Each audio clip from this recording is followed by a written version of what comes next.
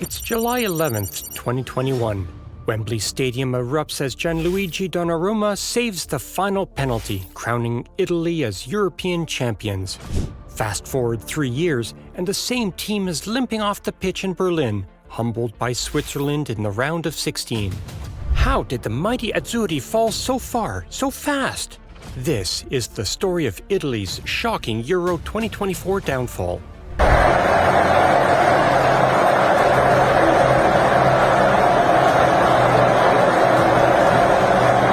Italy's journey from European champions to early tournament exits is a tale of hubris, tactical chaos, and a football culture in crisis.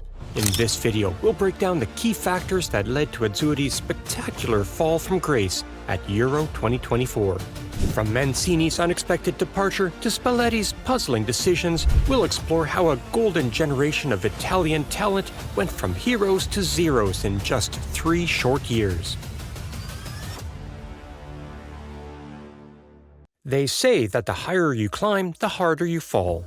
For the Italian national team, the fall from their Euro 2020 triumph was nothing short of catastrophic. Join us as we dissect the perfect storm that led to Italy's early exit from the Euro 2024 and what it means for the future of calcio.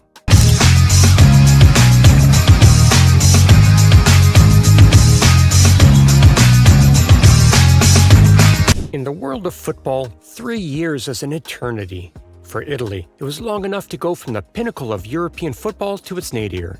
Today, we're diving deep into the Azzurri's Euro 2024 disaster. It's a story of missed opportunities, questionable decisions, and a football federation caught flat-footed. It's a warm summer evening in Berlin. This to Chiesa. He'll get there and keep it in. Can he set up a chance here? The stadium is packed, buzzing with anticipation. On one side, we've got the Swiss fans decked out in red and white, chanting and cheering. On the other, a sea of blue, the proud Azzurri faithful. But something's off. The Italian fans look nervous, uncertain. This isn't the confident swagger we're used to seeing from the reigning European champions. As the teams line up for the national anthems, we zoom in on the Italian players. Gone are the familiar faces of Cianelli, Bonucci, and Insigne. Instead, we see a bunch of young, wide-eyed players looking almost overwhelmed by the occasion. This is the round of 16 at Euro 2024, and Italy, yes, the same Italy that were crowned champions just 3 years ago, are about to face an early exit. How did we get here? How did the mighty Azzurri fall so far, so fast? This is the story of Italy's shocking Euro 2024 downfall. Before we get into the nitty-gritty of what went wrong, let's take a quick trip down memory lane. Remember Euro 2020? Yeah, the one that actually happened in 2021. Thanks, COVID. Italy weren't exactly favorites going in. But boy, did they prove everyone wrong. Under Roberto Mancini, the Azzurri were a force to be reckoned with. They played with flair, passion, and that typical Italian defensive solidity. We saw veterans like Cianelli and Bonucci marshalling the defense, while youngsters like Federico Chiesa lit up the attack. And who could forget that nail-biting final against England at Wembley? When Donnarumma saved that last penalty, it felt like all of Italy erupted in joy. But here's the thing about glory. It's fleeting.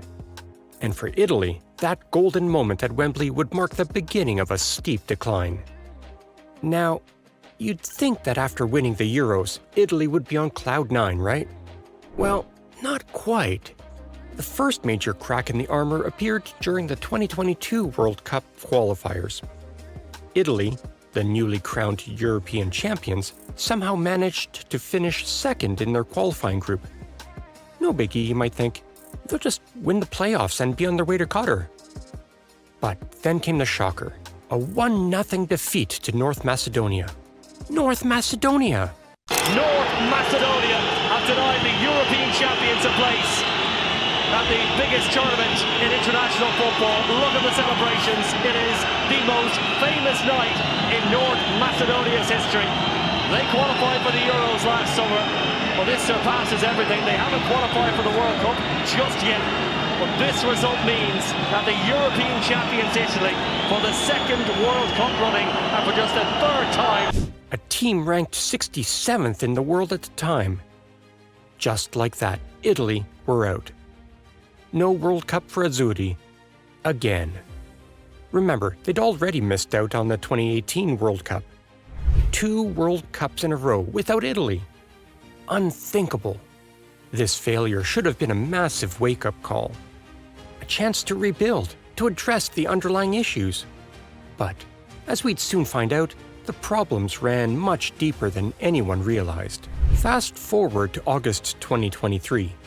Italy are in the middle of their Euro 2024 qualification campaign. Things aren't going great, but they're not terrible either.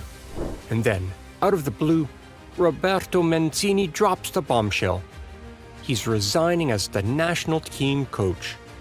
The Euros were less than a year away, and suddenly Italy found themselves without a manager. Mancini cited a lack of trust from the Italian Football Federation, but rumors swirled about lucrative offers from Saudi Arabia.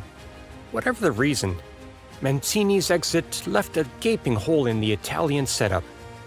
He'd been the architect of their Euro 2020 triumph, the man who'd rejuvenated Italian football. And now, with crucial qualifiers on the horizon and a major tournament looming, he was gone. The Italian Football Federation scrambled to find a replacement. They needed someone who could steady the ship, someone with experience and proven track record. Enter Luciano Spalletti. It's a draw, but it is enough. Tonight, the world may spin, but the sky must surely fall in Naples. Now, on paper, Spalletti looks like a solid choice. He'd just led Napoli to their first Serie A title in 33 years, playing some beautiful football in the process. He had a reputation for developing young talent and implementing attractive, attacking styles of play. When Spalletti was appointed, there was a sense of cautious optimism. Sure, losing Mancini was a blow, but maybe this was a chance for a fresh start. Spalletti talked a good game, promising to build on the foundations laid by Mancini while bringing his own ideas to the table. But here's the thing about international football. It's a whole different ballgame compared to club football. Spalletti had precious little time to implement his ideas. He had just a handful of matches before Euro 2024 to figure out his best team, his preferred system, and to instill his philosophy. Now, you'd expect the reigning European champions to breeze through qualifications, right? Well, not quite. Italy found themselves in a tough group with England and Ukraine. They managed to pick up some wins against the smaller teams, but struggled against their main rivals. A 3-1 defeat to England at Wembley was particularly concerning.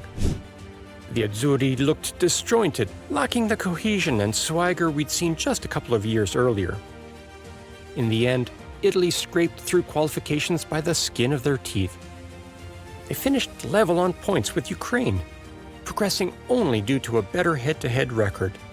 And even that was controversial. Their final qualifier against Ukraine in Leverkusen saw a contentious penalty decision go in Italy's favor. So, Italy were heading to Euro 2024, but the signs weren't great. They'd qualified, sure, but without much conviction. The question on everyone's lips was, could Spalletti turn things around in time for the tournament? As Euro 2024 loomed on the horizon, all eyes in Italy were fixed on Luciano Spalletti's squad selection. This was his moment to make a statement, to mold the team in his image and find that delicate balance between seasoned veterans and promising youngsters. When the final list was unveiled, it sent shockwaves through the football world. Gone were the familiar faces that had led Italy to glory just 3 years prior. The defensive titans Giorgio Chiellini and Leonardo Bonucci had hung up their boots, while the creative spark of Lorenzo Insigne was nowhere to be seen. In their place, a new generation of Azzurri talent emerged.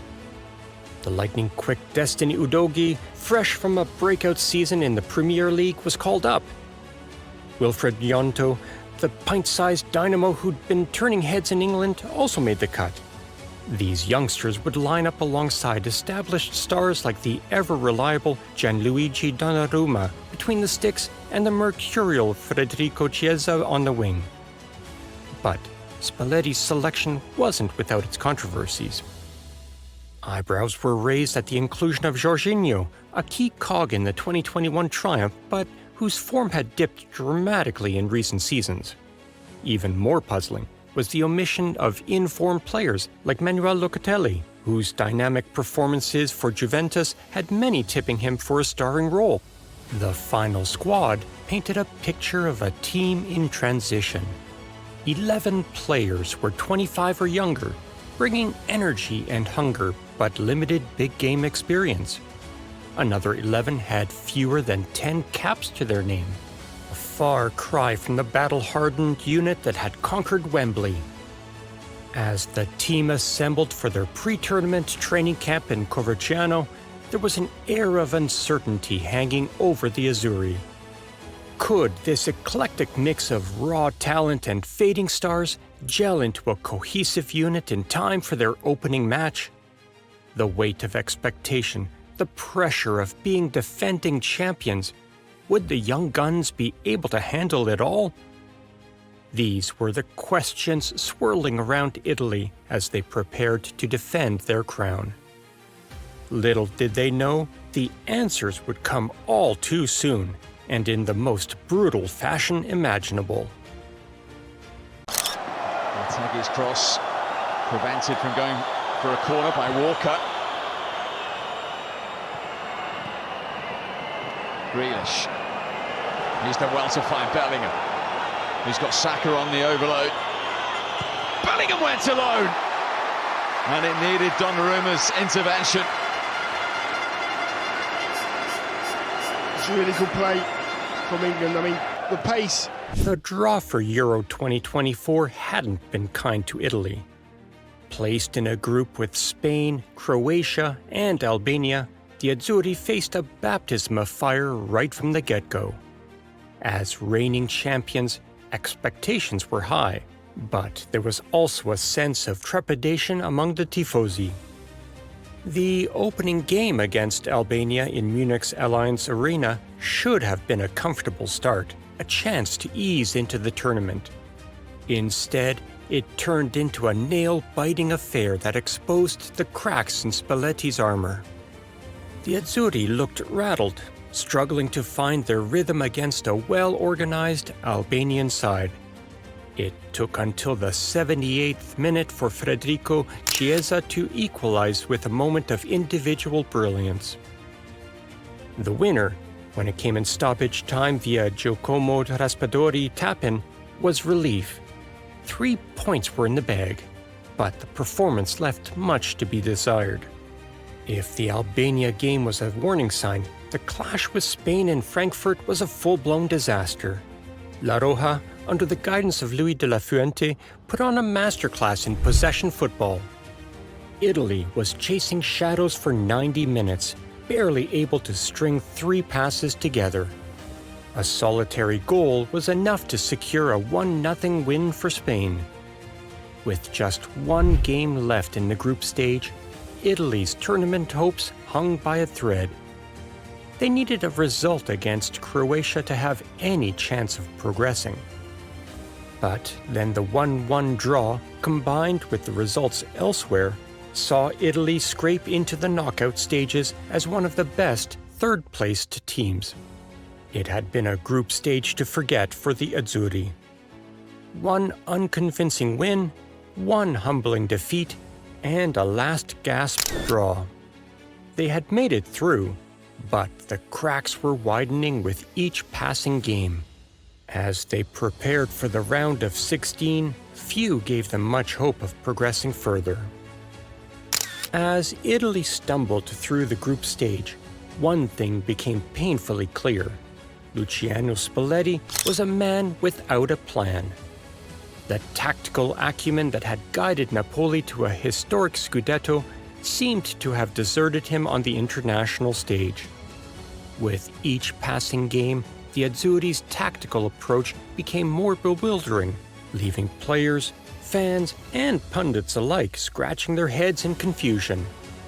The tournament opener against Albania saw Italy line up in a 4-3-3 formation, a system many of the players were familiar with from their club sides.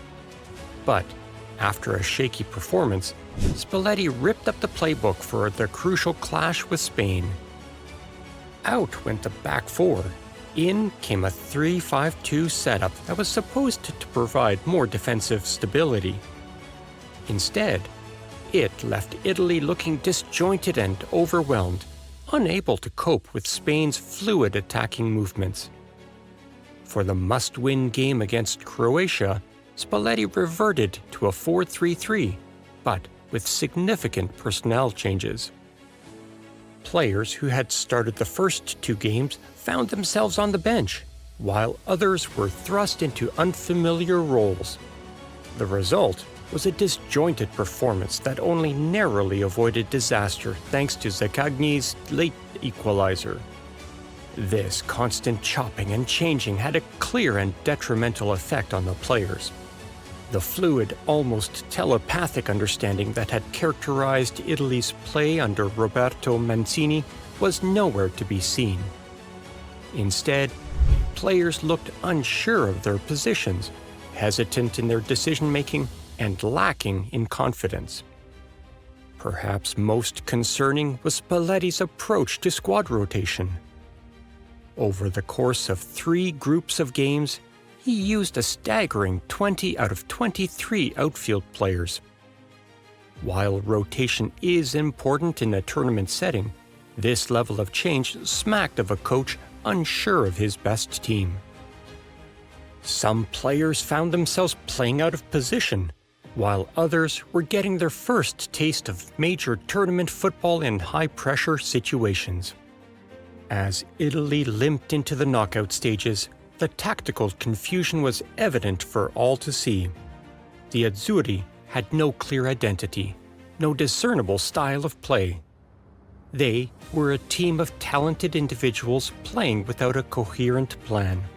Spalletti's inability to settle on a system and stick with it had left Italy looking vulnerable and unprepared for the challenges ahead. With a do-or-die clash with Switzerland looming, time was running out for Spalletti to find a tactical solution to Italy's woes. As the sun set over Berlin's Olympiastadion on that fateful evening, the stage was set for what should have been a classic European Championship knockout clash. Italy, the reigning champions, against Switzerland, the plucky underdogs who had topped their group.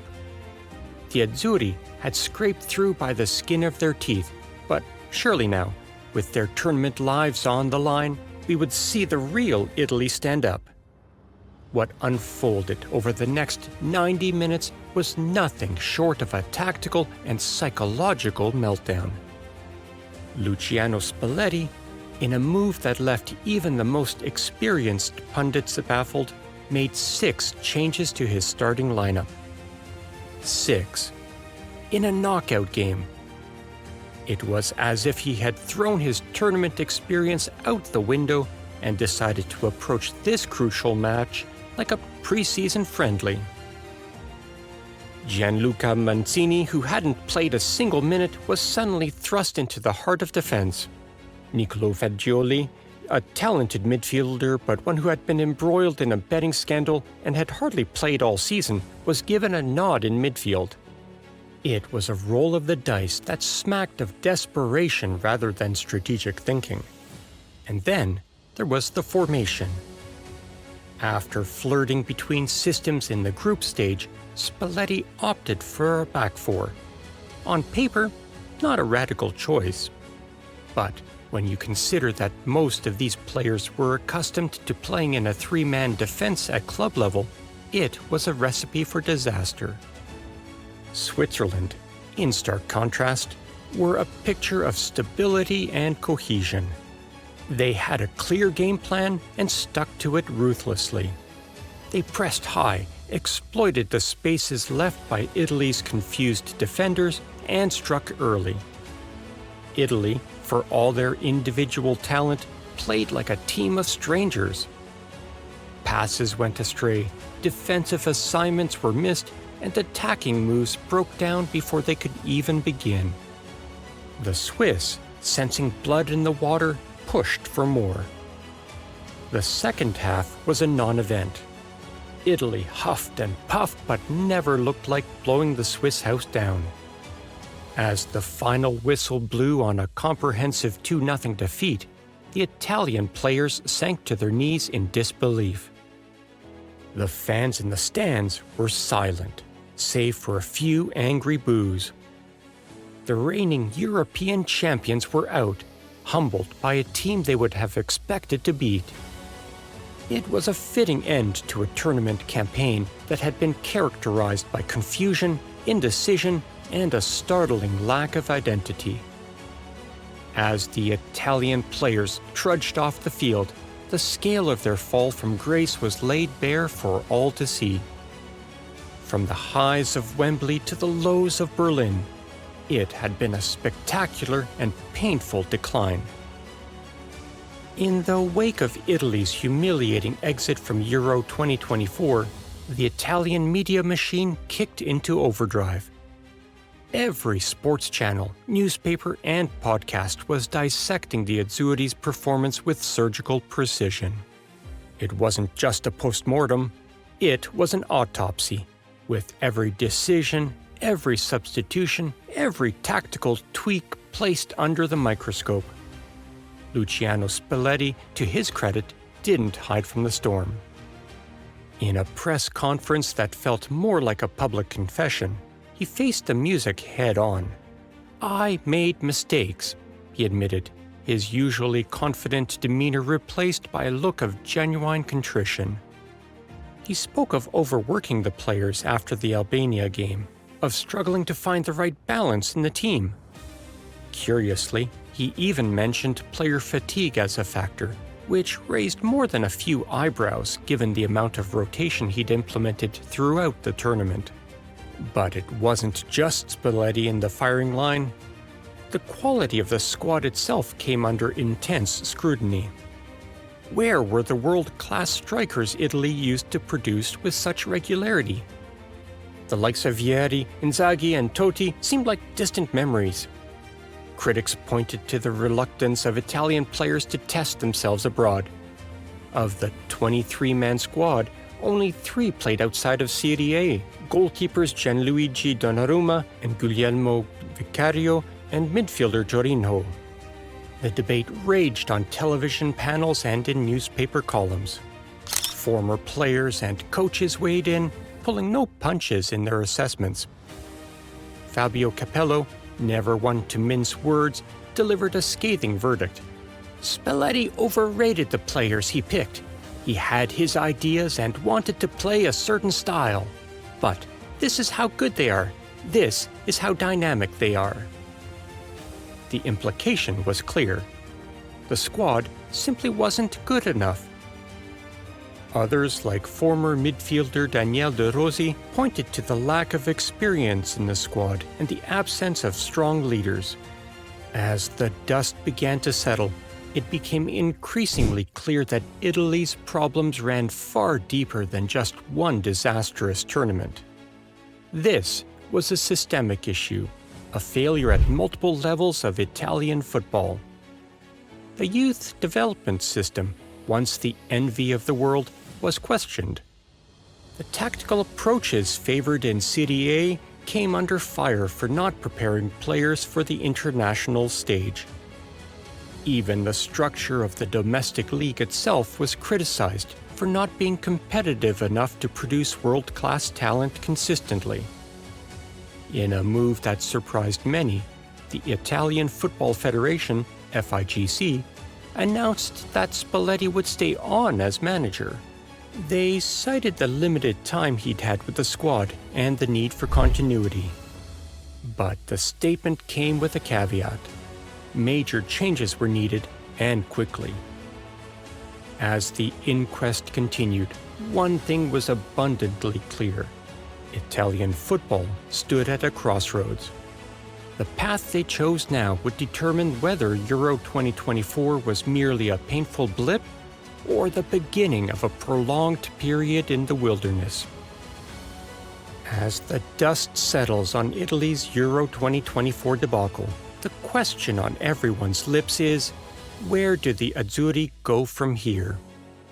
It's a complex question with no easy answers, but as we survey the landscape of Italian football, there are reasons for both concern and cautious optimism. First and foremost, it's crucial to remember that football is cyclical.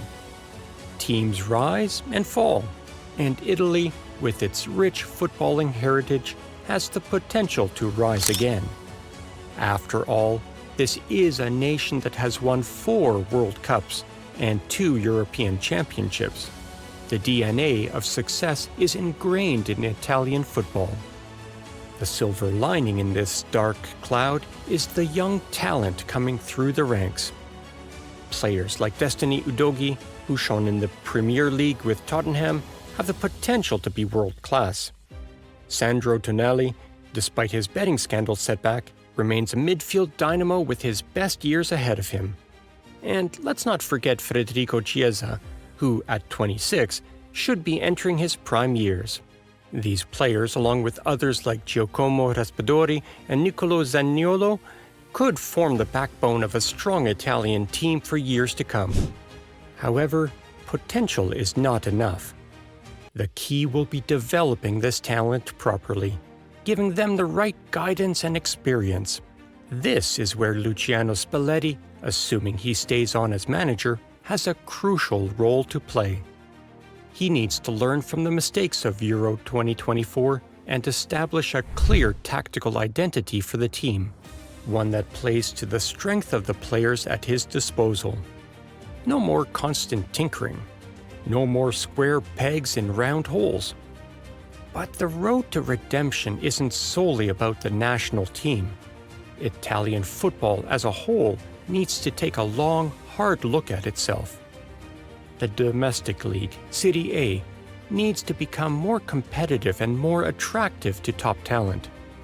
The days when it was considered the best league in the world are long gone, usurped by the financial might of the Premier League and the star power of La Liga. One potential solution that's been floated is encouraging more young Italian players to test themselves abroad.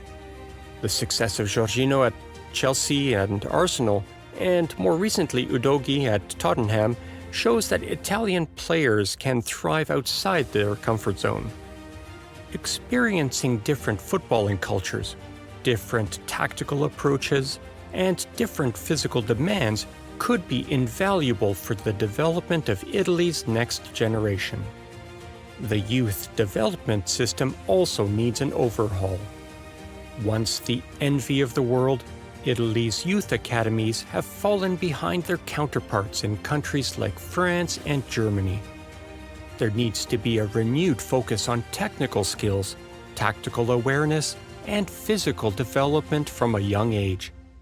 Additionally, the FIGC needs to look at the structure of the domestic game. Are there too many teams in Serie A? Should there be a winter break to help with player fatigue? These are the kinds of questions that need to be addressed to create an environment where top talent can flourish. The road back to the top won't be easy. It'll take time, patience, and probably a few more disappointments along the way. The 2026 World Cup in North America looms large on the horizon, and qualifying for that tournament has to be the immediate goal. Beyond that, Euro 2028 in the UK and Ireland presents an opportunity for redemption on the European stage. But if there's one thing we know about Italian football, it's that you can never write them off. They've bounced back before. Just think of the 2006 World Cup triumph that came in the wake of the Calciopoli scandal. With the right changes, the right leadership, and a bit of that famous Italian spirit, there's no reason why the Azzurri can't rise again. The talent is there, the passion is there, Now it's time for the hard work to begin.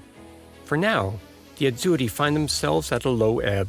The glory of 2021 feels like a distant memory. But in the world of football, fortunes can change quickly. Who knows? Maybe in a few years' time, we'll be sitting here talking about Italy's remarkable resurgence. But hey, that's just my take. What do you think? Can the Azzurri bounce back? Let us know in the comments below. If you enjoyed this deep dive into football tactics and culture, don't forget to hit that subscribe button and ring the bell icon to stay updated on all our future football analysis. Until next time, Forza Azzurri!